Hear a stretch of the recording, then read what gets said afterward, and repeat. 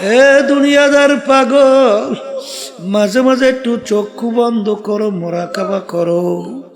দুনিয়ার পাগলামি কয়দিন বাজা, দুনিয়ার ইতিহাস পড়ে দেখো। ফেরাউন মাওলার সঙ্গে চ্যালেঞ্জ করলো বাজান, চ্যালেঞ্জ কইরা খোদাই পর্যন্ত নাউজুবিল্লাহ দাবি করলো। বাজান আমার মালিক ওকে দুনিয়ার ভিতরে এত আল্লাহু আকবার আরামে রাখছিল। ইতিহাসে দেখা যায় 750 বছরের মধ্যে ওই ফেরাউনের একদিন একটু সর্দি জ্বরও হয় নাই। এত আরামে আমার মালিক ওকে দুনিয়ার ভিতরে রাখলো। ফেরাউনের বাড়ির দরজায় ইতিহাসের ভিতরে দেখা যায় এমন একটা গাছ ছিল, যে কোনো রোগের নিয়াত কইরা খাওয়ার সঙ্গে সঙ্গে সমস্ত রোগ ভালো হইয়া যাইত। নীল দরিয়ার পানি ফেরাউনের কথায় আসা যাওয়া করত, ভাটা জোয়ার হইত। এত আরামে আমার মালিক ওকে দুনিয়ার ভিতরে রাখছিল। কিন্তু যখন ওর হায়াতের বেড়া শেষ, আমার মালিক ওকে নীল নদীর ভিতরে ফালাইয়া চুবাইয়া চুবাইয়া তারপর আমার মালিক ওকে মারছে। ফেরাউনের কোনো পাত্তাও ক্ষমতাও দেখা যায় না। সাদ্দাত মাওলার সঙ্গে চ্যালেঞ্জ করিয়া দুনিয়া ওর বেহেশত তৈরি করলো, কই সাদ্দাতের পাত্তাও নাই। নমরুদ মাওলার সঙ্গে চ্যালেঞ্জ করলো, তার খলিল ইব্রাহিমকে আগুনের ভিতরে ফেলাইলো।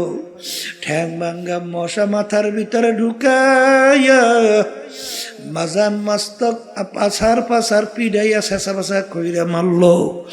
ওই বাজান বাজান নমরুদের কোনো পাত্তা পাওয়া যায় না। এ বাংলাদেশের মানুষ, বাংলাদেশের ইতিহাস তালাশ করলে দেখবা এই বাংলাদেশের অনেক দুনিয়ামুখী নেতা, তাদের হুঙ্কার মনে হয় বাংলার জমি থর থর করে কাঁপত।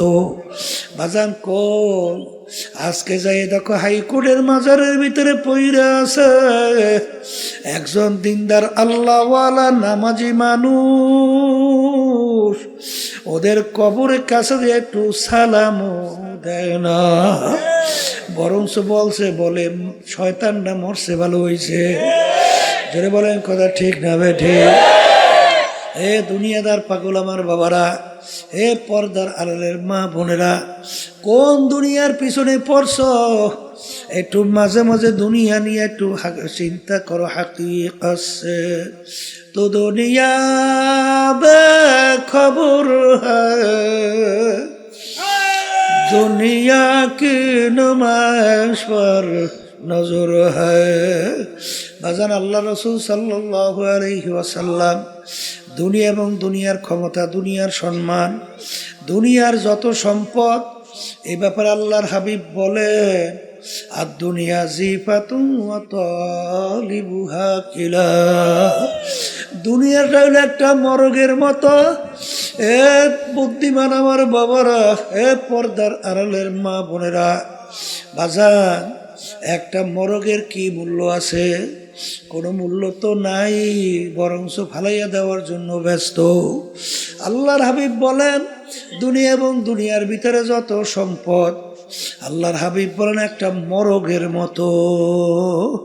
এর পিছনে যারা পড়বে আখিরাতের স্থায়ী জিন্দেগি ধ্বংস করবে, আল্লাহর হাবিব সাল্লাল্লাহু আলাইহি ওয়াসাল্লাম বলেন ওইগুলা হইল কুকুরের দল। এই জন্য বাগান সাহাবায়ে কেরামদের ইতিহাস পড়লে দেখবেন, আল্লাহর হাবিব সাল্লাল্লাহু আলাইহি ওয়াসাল্লাম ইতিহাস পড়লে দেখবেন, কাফেরেরা যখন দেখলো আরে আল্লাহর হাবিব সাল্লাল্লাহু আলাইহি ওয়াসাল্লাম কোনো ক্রমই তাদের অন্যায়ের প্রতিবাদে চুপ থাকে না, বরঞ্চ বিভিন্ন কায়দার লোক সব তার কাছে জড়ো হয়। কাফেররা একত্রিত হইয়া পরামর্শ কইরা আল্লাহর হাবিবের কাছে 3টা প্রস্তাব নিয়ে গেল। 1 নম্বর প্রশ্ন, মুহাম্মদ সাল্লাল্লাহু আলাইহি ওয়াসাল্লাম তুমি এক আল্লাহর উপরে ঈমান আনার দাওয়াত দাও, এতে আমাদের জন্য কোনো সমস্যা নাই। বর্তমানেও কিন্তু দেখবে এক শ্রেণী ইহুদি নাসারা খ্রিস্টান, ওরা কিন্তু আপনার ধর্মকর্ম পালন করেন, কোনো সমস্যা নাই, কিন্তু রাষ্ট্রীয় ব্যাপারে নজর রাখলে চোখ ঘুরতে উঠাইয়া দেয়। জোরে বলেন কথা ঠিক না বেঠি? কারণ আজীবন তোমরা গোলাম থাকবা, কেন তোমরা আবার রাজাগিরি করতে যাবা? এই জন্য বাজানদেরকে বলবো, তুমি ওই যে কথা অন্যায় প্রতিবাদ যদি না করো, তাতে কিন্তু দেখবা বিজাতির ওই বিভিন্ন দুনিয়ামুখী রাজনীতি দল দেখবা তোমাকে হাদিয়া দেবে, সম্মান করবে। কিন্তু যখন ওদের অন্যায়ের প্রতিবাদে কথা বলবা, তখন শুধু হাদিয়া তো দূরের কথা, সুযোগ পাইলে মাইরেও পালায়। যেটা বলে কথা ঠিক যাবে ঠিক। তখন নাকি বলল, মুহাম্মদ তুমি এক আল্লাহর উপরে ঈমান আনার দাওয়াত দাও, এই জন্য আমাদের কোনো সমস্যা নাই, কিন্তু একটা শর্ত, আমাদের কার্যক্রমের বিরুদ্ধে তুমি কিছু বলবা না। যদি এইটা করতে পারো, আমরা সিদ্ধান্ত নিয়ে আসি তোমাকে 3টা পুরস্কার দেব। 1 নম্বর পুরস্কার, অর্থাৎ তোমাকে আমরা আরবের ভিতরে সবচেয়ে বড় ধনী বানায়া দেব, আরবের ভিতরে সবচেয়ে সম্পদশালী বানায়া দেব।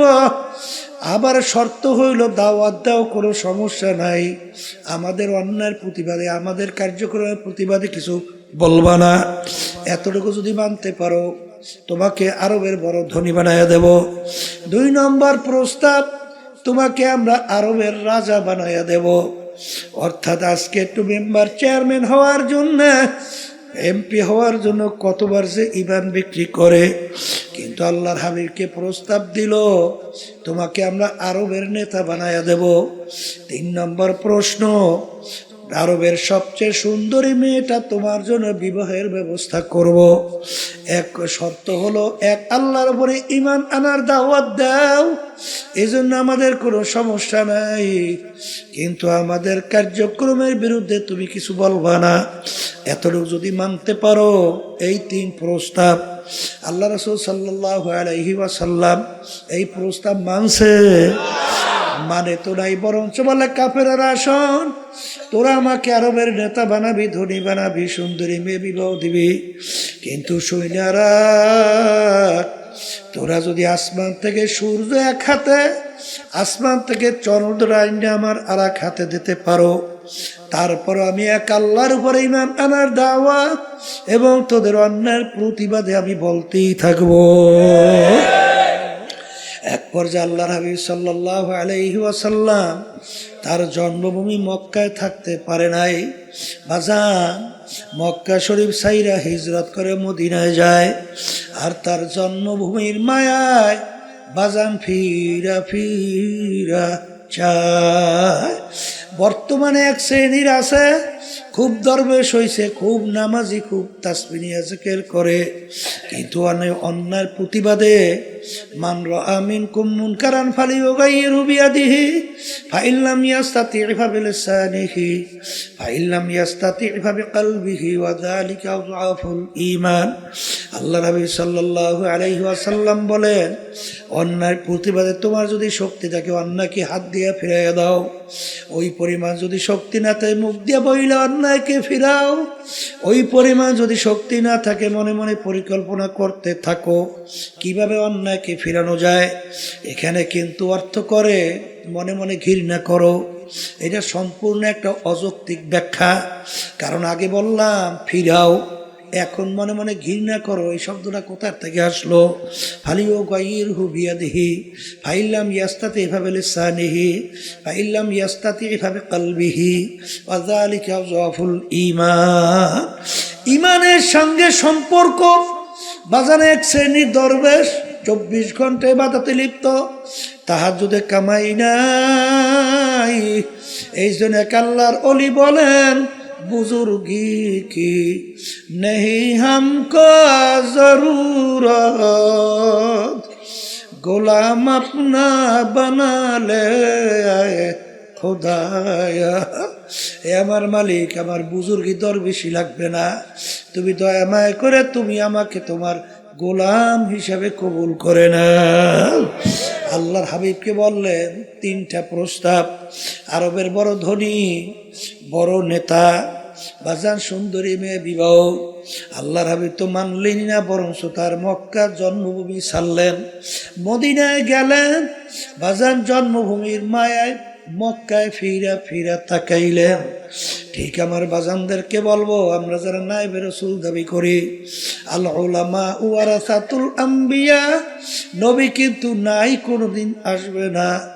আমরা হইল নবীর নায়েব, আমরা হইল নবীর ওয়ারিস, এলেমের ওয়ারিস কিয়ামত পর্যন্ত থাকবে। বাজান, মা আতাকুমুর রাসূলু ফাখুযুহু ওয়া মা নাহাকুম আনহু ফান্তাহু। আল্লাহ রাবি যা কিছু নিয়ে আসছেন পুরাপুরি আঁকড়াইয়া ধরা লাগবে, যার থেকে নিষেধ করছেন পুরাপুরি ফেরা লাগবে। এই জন্য আমার ভাইদেরকে বলবো, আল্লাহর হাবিব সাল্লাল্লাহু আলাইহি ওয়াসাল্লামের মৌলিক 4টা কাজ ছিল। যারা বলেন কয়টা? 1 নম্বর মুখস্থ করেন দাওয়াত, 2 নম্বর মুখস্থ করেন তালিম, 3 নম্বর মুখস্থ করেন তাজকিয়া নফস, 4 নম্বরে জিহাদ। বাজান, দাওয়াতও লাগবে, তালিমও লাগবে, তাজকিয়া নফসও লাগবে, জিহাদও লাগবে। দিন কিন্তু পরিপূর্ণ, বাড়তি কমতি আর কোনো দিক নাই, আর আসবেও না, পরিবর্তনও হবে না। আমার আব্বাজান রহমাতুল্লাহ আলাইহি চরমনায় জমিনে ঘুমায়া আছেন। আমার আব্বাজান বলতেন, বাজান রে, আমার মালিক বলছেন, ওয়ালা তামুতুন্না ইল্লা ওয়া আনতুম মুসলিমুন, খবরদার তোমরা মুসলমান না হইয়া কেউ মরিও না। মুসলমান কাকে বলে? বুয়াদ গরদান নেহাদান এনানে খোদ বাদস্তে খাজাদাদা। ঘোড়ার মুখে যখন লাগাম লাগায়, লাগাম লাগাইয়া যখন লাগাম সাওয়ারি হাতে ছাড়ে, ঘোড়ার নিজের ব্যক্তিগত বুদ্ধি চালাকি আর চলবে না। সাওয়ারি যেভাবে চালায় ওইভাবে চলার নামই হলো লাগাম লাগানো। এ কবরের যাত্রীরা, হে পর্দার আড়ালের মা বোনেরা, আমরা মুসলমান কালিমা পড়ছি লা ইলাহা ইল্লাল্লাহু মুহাম্মাদুর রাসূলুল্লাহ, লা মাতলুবা ইল্লাল্লাহ, লা মাহবুবা ইল্লাল্লাহ, লা মাশুকা ইল্লাল্লাহ, লা ইলাহা ইল্লাল্লাহু মুহাম্মাদুর রাসূলুল্লাহ। हर तमन्ना दिल से रुखसत हो गई, हर तमन्ना दिल से रुखसत हो गई, अब तो आजा अब तो खिलवत आ गई। ए दुनियादार पागल, কলব থেকে গায়রুল্লাহকে ফালাও, লা মাকসুদা ইল্লাল্লাহ, লা মাহবুবা ইল্লাল্লাহ। লা বইলা যখন ডান দিকে মাথা ঘুরাও, বাজান আল্লাহু আকবার। কারি ইব্রাহিম সাহেব রহমাতুল্লাহ আলাইহি তিনি বলতেন, বাজান যখন লা বইলা মাথা ডানে ঘুরাও, তখন খেয়াল করো কলব থেকে সমস্ত গায়রুল্লাহকে ফালাইয়া দিতেছি। নাই নাই নাই, আমার পীরগিরি নাই, আমার মুহাদ্দিসগিরি নাই, আমার মুফতিগিরি নাই, আমার মুহতামিগিরি নাই, আমার ইমামগিরি নাই, আমার খতিবগিরি নাই, আমার মেম্বারগিরি নাই, আমার চেয়ারম্যানগিরি নাই, আমার জমিদারগিরি নাই, বংশের গরম নাই, টাকার গরম নাই, শিক্ষার গরম নাই, নাই নাই নাই নাই। আল্লাহ বাদে কেহ মাবুদ নাই, হর তমন্না দিল সে रुखसत हो गई, अब तो आजा अब तो खिलवत आ गई, फसाओ फतरा इदिन कशफल गुबारो, अफरसु तहत रिजलिका महमारो। এ দুনিয়াদার পাগল আমার বাবারা, আজকে চক্ষু খোলা দুনিয়া, আমি পরিচয় দে আমি পীর। কেউ পরিচয় দেয় আমি চেয়ারম্যান, আমি মেম্বার, আমি এমপি, মিনিস্টার, আমি অমুক তমুক সমুক, আমি টাকার ক্ষমতা, আমি অমুক অমুক, আরে আমি অমুক বংশের, আমি মাতুকবার, আমি সর্দার, আমি অমুক। এই পরিচয় কয়দিন দুনিয়াতে চলবে? যে কয়দিন চক্ষু দুইটা দুনিয়ায় খোলা থাকবে সেই কয়দিন পরিচয় চলবে। যেদিন তোমার বাড়ির পাশের মসজিদের মাইকে ঘোষণা হইতে থাকবে বাড়িওয়ালা নাই রে বাড়ি,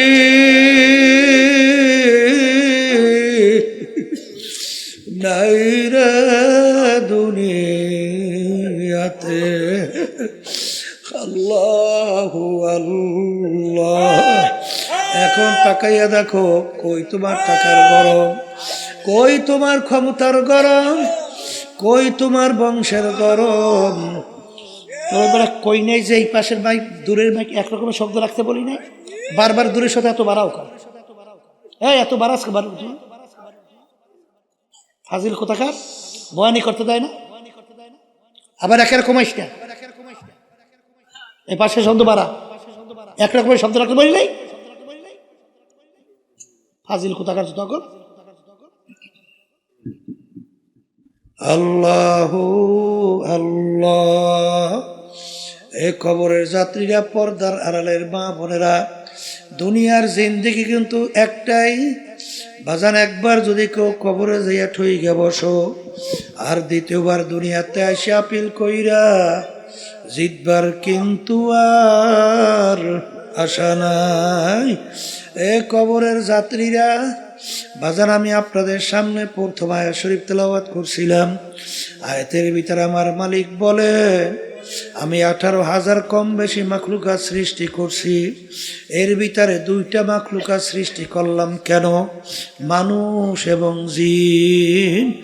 এই 2টা মাখলুকাত আমি সৃষ্টি করলাম একমাত্র আমার ইবাদতের জন্য। সবাই বলি সুবহানাল্লাহ।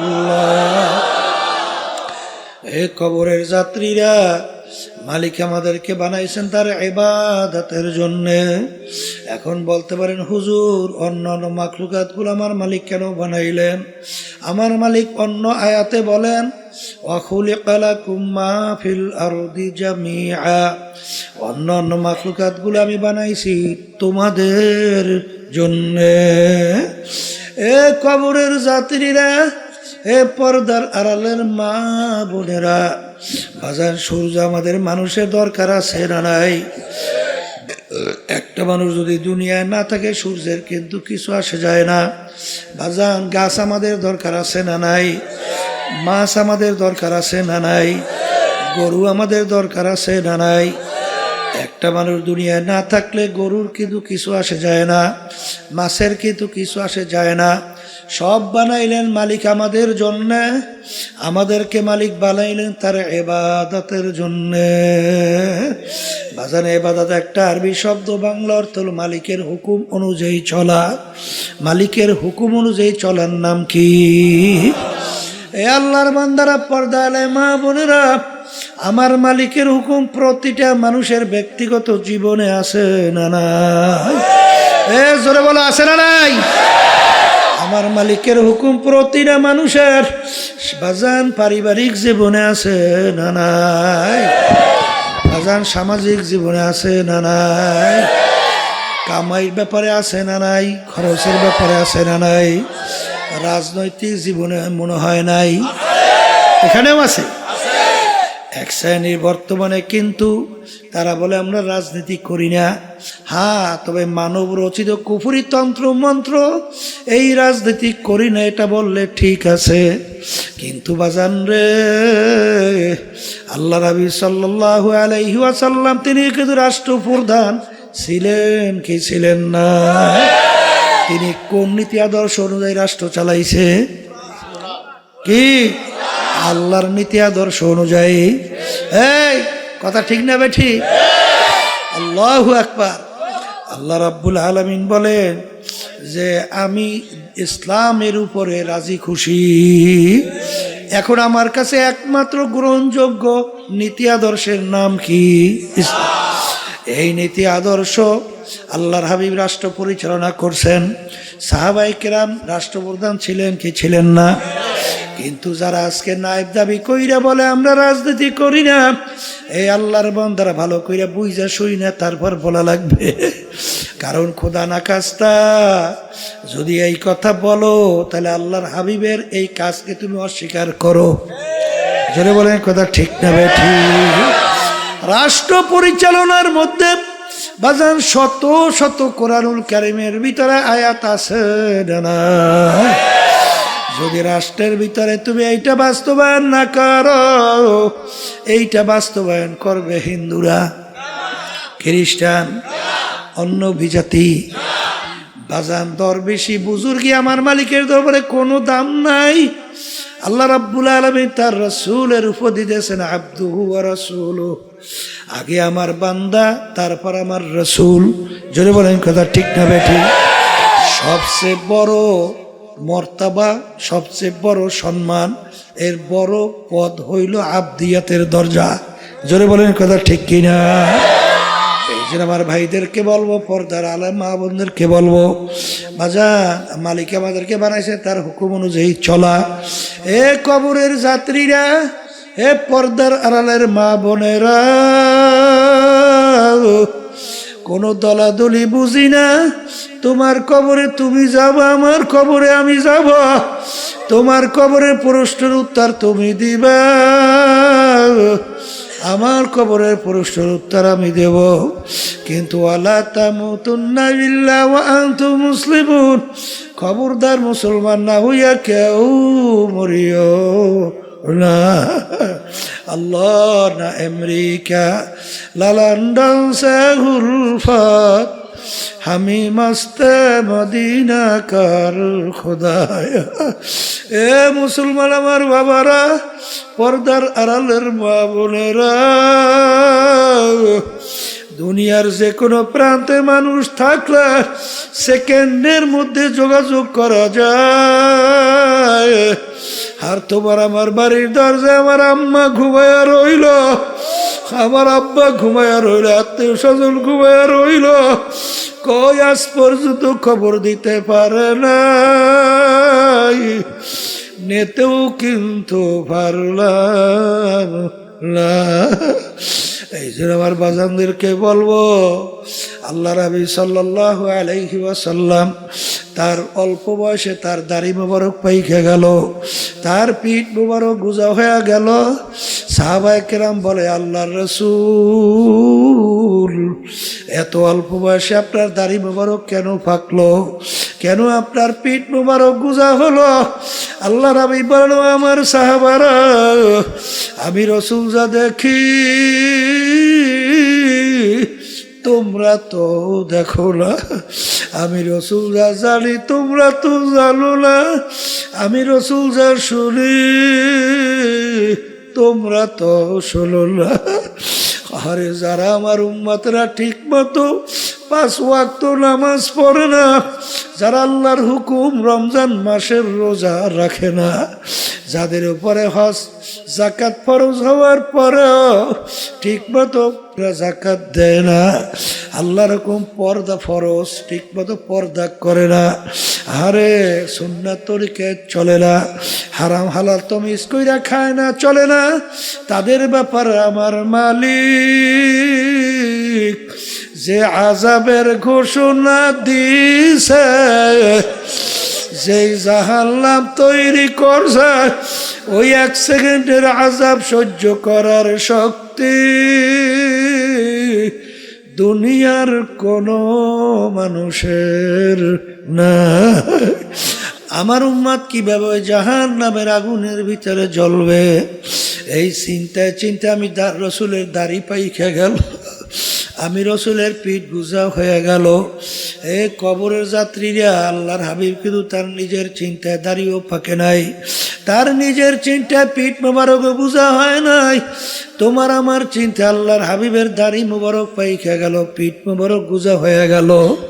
আমার বাজানদেরকে বলবো, পর্দালে মা বোনদেরকে বলবো, কি যাতনা বিষে বুঝিবে সে কিসে কি যাত না বিষে বুঝিবে সে কিসে কবু আসি বিষে ধ্বংসিনী যারে বাজান তোমার আমার চেষ্টাও নাই চিন্তাও নাই এই জন্য চোখেও পানি নাই ধরাকে সরা জ্ঞান মনে করো না যা মনে করে তা করো কিন্তু মনকে বুঝো রে মন দুনিয়া কিন্তু থাকার জায়গা না কেউ কোনোদিন থাকতে পারে নাই কেউ কোনোদিন থাকতে পারবেও না কিন্তু নাফরমান হইয়া যদি কেউ কবরে যাইয়া শুইয়া বসো আরে আমার মালিক বলেন এই কবর কিন্তু আসল কবর থাকবে না নাফরমানের কবরের ভিতরে জাহান্নামের আগুন এসে ভইরা যাবে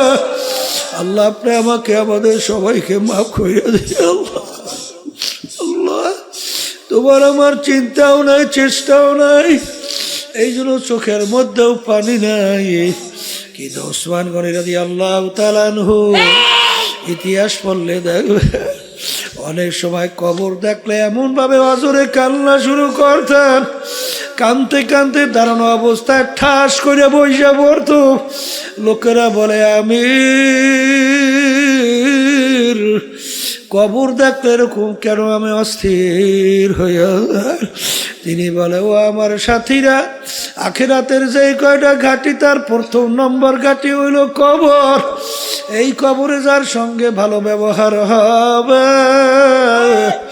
সামনের ঘাটিতেও ভালো ব্যবহারের আশা করা যায় এই জন্য আমি কবর দেখলে সহ্য করতে পারি না যেই মামলার তদবির নাই সেই মামলারও কিন্তু খালাস লাই আল্লাহর নবীর ইতিহাস পড়িয়া দেখো সাহাবায়ে কেরামদের ইতিহাস পড়িয়া দেখো বাজান ওমর ফারুক রাদিয়াল্লাহু তাআলা আনহু মাওলার ভয় তার আযাব গজবের ভয় কানতে কানতে গাল মুবারকের ভিতরে দুইটা কালো দাগ পড়ছিল লোকেরা বলে আমির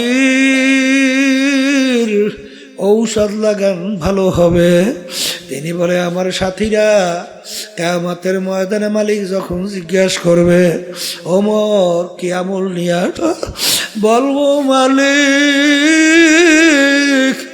তোমার ভয় তোমার জাহান্নামের ভয় তোমার আযাব গজবের ভয় কানতে কানতে গালে দাগ পরে নিয়ে আসছি বাজার এই ওমর ফারুক রাদিয়াল্লাহু তাআলা আনহু ইতিহাস পড়লে দেখবার রাস্তা দিয়ে হাঁটতেন ভেজা কুটা নাড়া হাতের ভিতরে উঠাইয়া তাকাইয়া তাকাইয়া দুই চোখের পানি ফালাইয়া কান্দে আর বলে ভেজা কুটা নাড়া তুই আমার চেয়ে অনেক ভালো তোর কোনো হিসাব নাই নিকাশ নাই বেহেশত নাই জাহান্নামও নাই কিন্তু আমি ওমর মানুষ